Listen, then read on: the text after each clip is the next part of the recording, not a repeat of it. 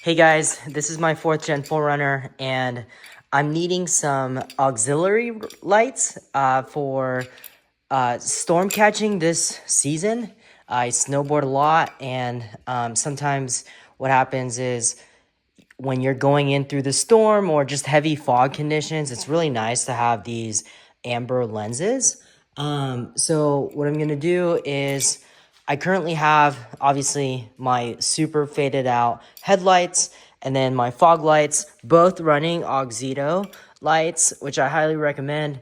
And I'll put a link below, but outside of that, I'm going to be running also these Squadron Pros, and my idea is hopefully it goes well, but I'm gonna mount them right here. I know I have the wide angle output here, or wide angle output lens, but I'm gonna put the spot slash flood combo, and then I'm gonna mount them kind of like flush inside here, and then one on the other side as well. Wanted to show you guys how I'm gonna do it and how it looks. Hopefully, yeah, hopefully it looks good. So it'll look like that, obviously with it a lot more tucked in. I kind of like just the factory look. I had these laying around, and with storms coming up here pretty soon and just a lot of snow, it's gonna be nice to have that, especially when you just can't see a single thing because of your white lights. So you're gonna remove your bumper. First thing first, there are bolts here, 3 on this side, 3 in the middle, and then 3 more here. And once you get that done, unplug your fog lights here and the other side as well. And then there will be 2 screws here, 1 here, and then 1 right where this hole is. So once you got that all out, you pretty much have it all set up to get marked. Like I mentioned, I'm gonna use the existing crash bar, and I'm gonna mount my lights like this. So what I'm gonna do now is I'm gonna cut out this grill setup. I might actually kind of see how it would look if I just rock it without this thing, because you can see here, mine's pretty much pretty beat up. Definitely seen some better days. So first thing first, once you do remove that, you are gonna have some bolts. You can see that I'm missing. No, I do have it. And I believe once you get these 2 out, you should be able to pull out this grill insert. So what I did here is I got the bumper pretty much all set up without clamping the sides and obviously putting the bolts on. So I have it mocked, and what I did is I put white marker lines so I kind of know where the fitment is based on this. Obviously we can kind of swivel with it because it is a bolt and a nut, so we can tighten based on that. But yeah, I got it all mocked up. You want to do it where it's flat, obviously. And then boom, and drill into the frame. Just know that this crash bar also has a bolt that goes through here. So obviously it is hollow. You can get in there, but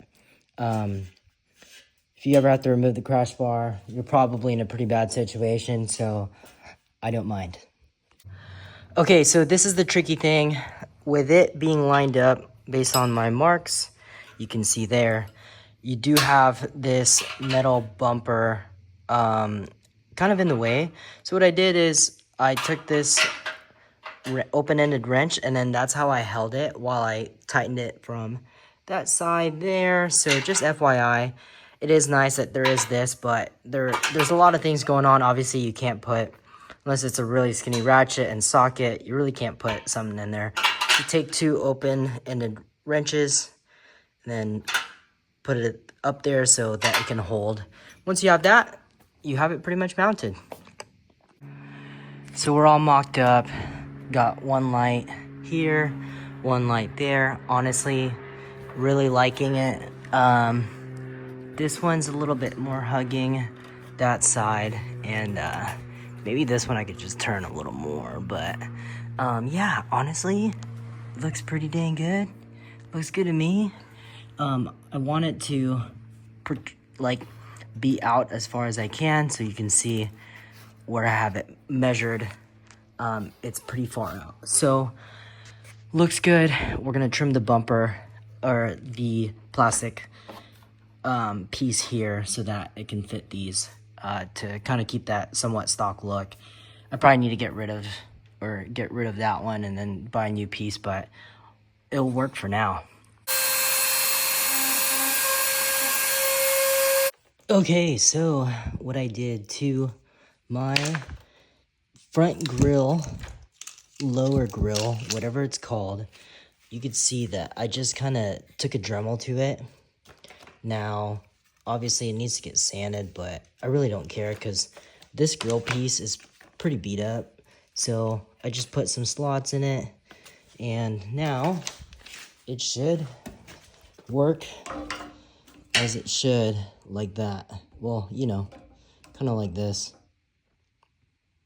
It's actually really nice that it's like perfect. It's almost like it was made for it. So here's the final product. Look at that fitment. Looks pretty dang good. I mean, what can you do when you got a busted grill anyways? So either was gonna scrap it. I think it came out pretty decent. Here's my wiring. You got positive, negative, fuse, relay, and then ran it through the firewall. And then I actually kind of left the wiring pretty much how it is. I didn't want to splice and cut because maybe one day I'll take this off the vehicle if I don't like it. And yeah, this is kind of more of a view of how that was mounted to the frame. That was probably the hardest part, was tightening the bolts for this because you don't have much room. You have actually less room on the passenger side. I only took a video of the driver's side. So good luck with that. Make a hole if you need to, you know, if it's for off-road use. And then here I have my switch, and yeah.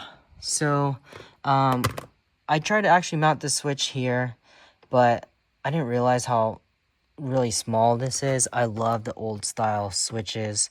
I think they're just very I mean, aesthetic could be one, but you know, definitely not period correct, but the satisfaction of like turning it on and off is just amazing. So versus the push button, I don't know, maybe I'm just too old school, and unfortunately it didn't match this, so I got to figure out how to mount this ideally here. But oh yeah, this is the little cover for it. So with all that to say, here's how it looks finally done. I'll do it with the hood closed. I think it looks great, and it really came out way better than I thought. Cleaned up my headlights a little bit. Let me know what you guys think.